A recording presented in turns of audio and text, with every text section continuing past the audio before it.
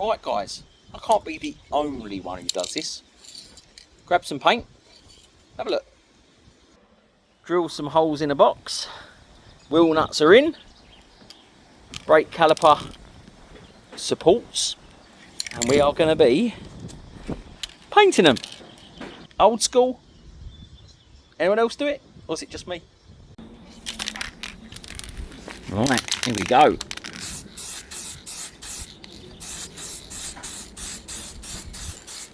Obviously, bit of advice guys, don't do it into the wind. Not that I just done it.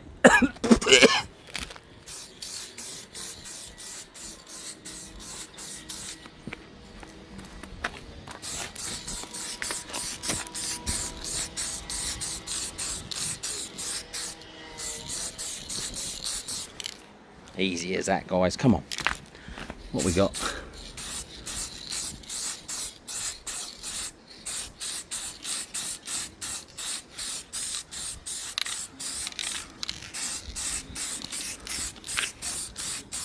Don't forget, switch it on the angles. Switch it on the angles. Oh, I think it's going to start to rain.